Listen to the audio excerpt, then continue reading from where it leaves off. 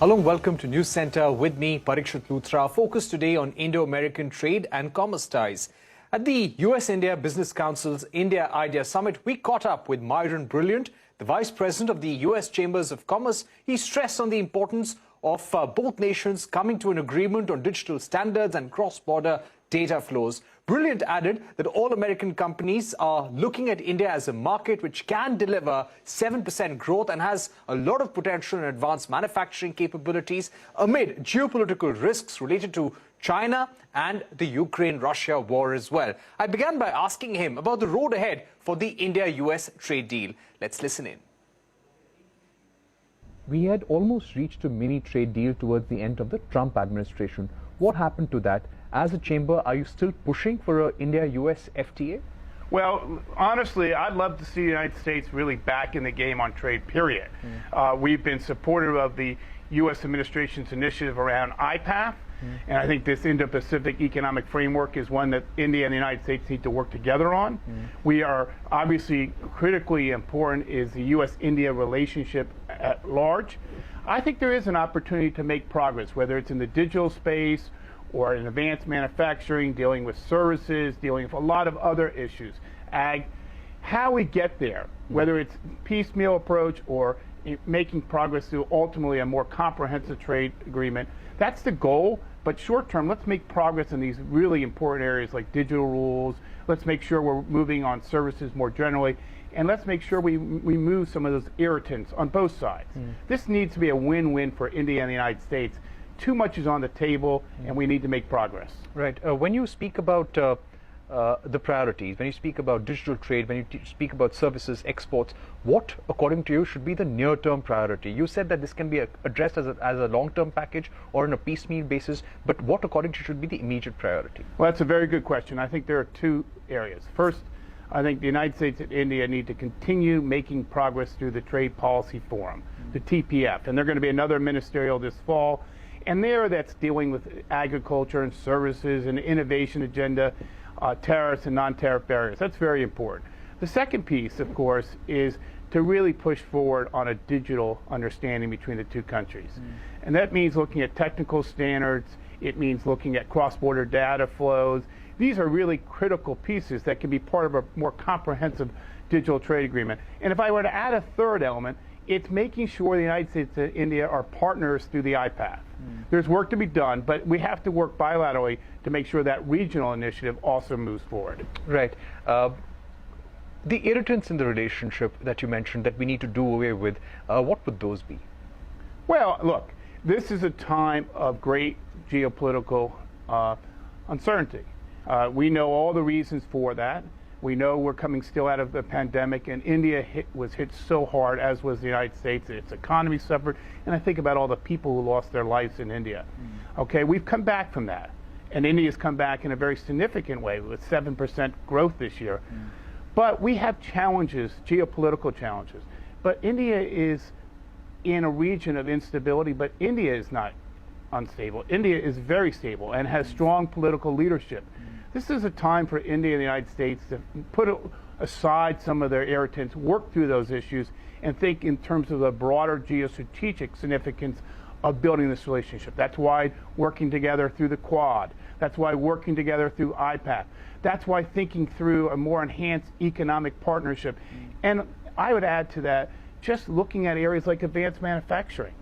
How do we advance India's own aspirations? Well, U.S. companies want to be here. Just last week, Brad Smith from Microsoft was here talking about how we advance digital rules. U.S. companies are here as part of our U.S.-India Business Council because they see India's strategic growth as a priority for them in terms of their global outlook. Right. Also to ask you, in India right now, there is a lot of debate about the use of data by big tech companies, by large e-commerce giants. Is this something that you are talking to the Indian government also about, maybe expressing your concerns about as well? Well, this is a priority issue, right? The United States, Europe, Australia, Japan, and India are major players in the digital space. You look at India's IT community, and you think about how India's economic growth has been through services. Not only agriculture, manufacturing play a role, but services has driven a lot of that growth. You think about the U.S. economy. We're a service-oriented economy as well. Again, we have manufacturing, ag, and other areas of our economy. But services is such a critical part. E-commerce, and I saw the comments from the Commerce Minister in the newspapers reporting out that, you know, the U.S.-India governments have an opportunity here because the Indian government recognizes the importance of moving ahead in trade policy and e-commerce, right? Part of that has to be in the digital space. We have to work together, okay? India has its sovereign nation, its own goals. The United States has a sovereign nation, its own goals. But we're not going to get together in a global community and advance digital trade if we don't work together. Everyone wins when we work together. That means the Europeans, it means the Japanese, it means the Australians, it means the Indian government, it means the U.S. government.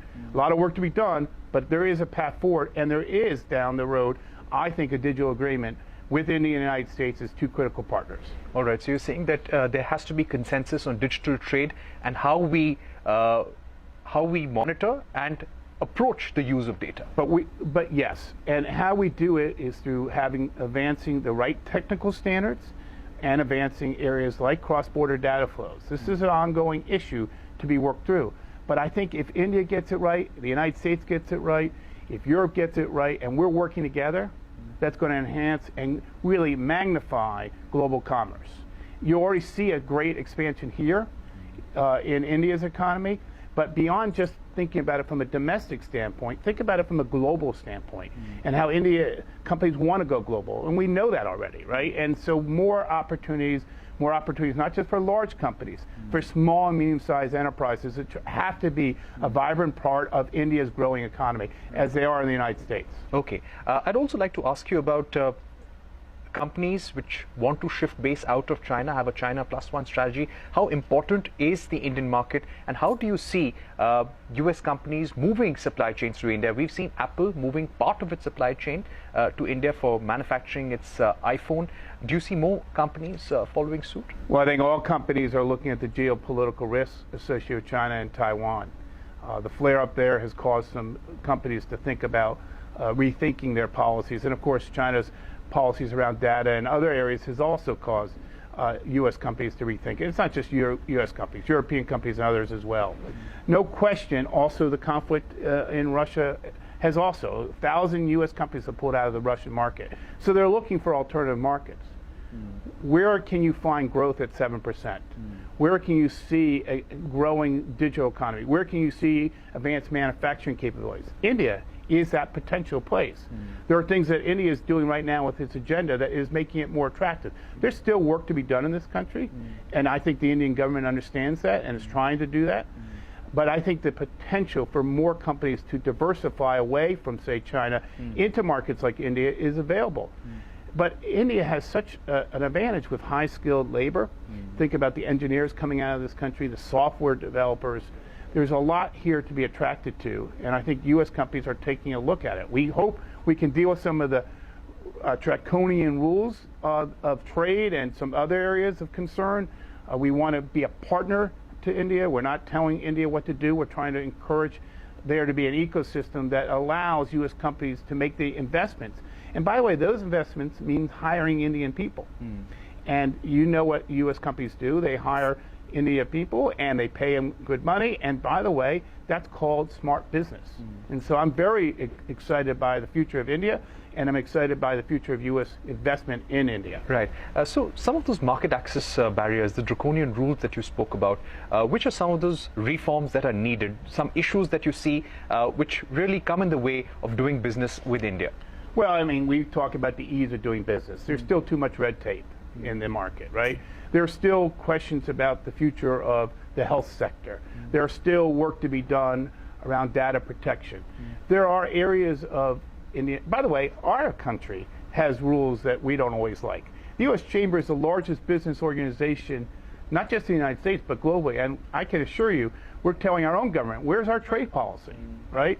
We have things to do in our own country, right? Around immigration, around trade policy, right? Making sense of the environment and how we improve climate. And I think India has also its own challenges. And again, the United States Chamber of Commerce through our U.S.-India Business Council sees itself as a partner. We're here to be a partner in the process of helping and encouraging the reform progress that's underway already in India. All right, so that was Myron Brilliant saying that India is a big alternative, big opportunity for U.S. companies wanting to shift out of China. But at the same time, there are irritants in the relationship which must be done away with. Also, we caught up with the Vice President of Nasdaq, also the chairman, the interim chairman of the U.S.-India Business Council Board of Directors. He said Nasdaq is cautiously optimistic about Indian companies being allowed to go for their primary listing in the United States. They are also looking for some sort of collaboration with the International Financial Services Center in Gift City. Listen in to that conversation. One of the priorities that were mentioned was creating a startup to unicorn pipeline in collaboration with India. What exactly do you have in mind here? Well, first of all, India already has that pipeline. It has over 260 unicorns that are ready at some point to go public. The culture of entrepreneurship and much of the ecosystem you need to take these companies public is there. We want to work with the Indian government about how to facilitate access to the global capital markets and the global investor. There is a great need for capital in India right now to fund the growth you need to create 12 million new jobs, which you need every year, to continue to work on your infrastructure and other things. And the United States business community wants to be part of that growth, and we want to help facilitate that capital formation. Right. Any key terms of agreement that you may have in mind for this plan that you envisage? Well, the budget of the government already highlights the need to encourage private equity and joint venture capital. We want to work with the government about how to do that and provide exits for that capital. The investors don't come together in venture capital and private equity until they find a way of exiting their investment. The public capital markets is a key part of that, and having the global investor be part of that creates higher valuations and more liquidity that can be used and recycled in the economy in so many ways. So we're going to be working with the government and business leaders, something NASDAQ knows very well about creating an ecosystem for capital formation and entrepreneurship. Right. Now, when it comes to market access for U.S. companies in the Indian stock market and Indian companies in the U.S. stock market, any key issues that you would like to work with the Indian government or the Indian stock exchanges with? Well, I think you need to take a step back. What is in the best interest of the Indian government and Indian citizens? And it is getting full value for their entrepreneurship, their innovation, and other countries looking for that, like China, Canada, Israel, the Nordic states, Singapore. They all allow their companies to initially list in the United States. Why? Not to help NASDAQ. They do it because we can help them get access to the global investor and to U.S. investors. And that capital which we help raise then is cycled back to their countries and used in their economies. So we think India should allow the same thing and to facilitate the initial listing of public companies in the United States. Right. But has there been any kind of headway in those negotiations or talks, primary listing in the United States? We have had productive calls with discussions with the finance ministry and others. I think their intention is to look at this. They're being careful, but they've talked about liberalizing their economy in this way and their capital markets. They're going to do it in a way that protects their investors and their interests. We understand that, but we think we can find a path. Right. But do you feel that there will be some sort of conclusion on that this year? Well, we will talk to the finance minister tomorrow and we'll hear what she has to say. But we're cautiously optimistic, let's say. Okay. I'd also like to ask you about the performance of tech stocks. We've seen how tech stocks have been under pressure, India and globally as well. What's the mood around the tech sector in the United States and the trajectory of the performance of some of these tech stocks? Well, as one expert has said, we're living in the age of uncertainty. There's much uncertainty about the economy, about international world affairs, about tensions in the world, of course, in the Ukraine and elsewhere, and that has caused investors to take a step back. But at the core, technology is synonymous with economic growth. Technological innovation creates jobs. That will not change, and we are still very optimistic about the technology sector. We have 250 companies in Nasdaq's pipeline wanting to go public. We think we'll start to see that open up in the fourth quarter, perhaps next year. And of course, many of those companies are technology companies. But the fact that technology is so closely associated with economic growth and job creation, we think is still there, and it's fundamental. All right. So the important message there coming from the Vice President of NASDAQ that they will be holding consultations with the Finance Minister on the possibility of Indian companies initially listing in the United States. We leave it there for the moment, but we'll take a break. And when we're back, we will talk about Liz Truss winning the Tory leadership battle. Is United Kingdom's new Prime Minister? And also, what will be her key challenges? Also, what does Truss's Prime Ministership mean for India-UK ties? We will discuss all of that and much more with Richard Patel of True Beacon. Don't go anywhere.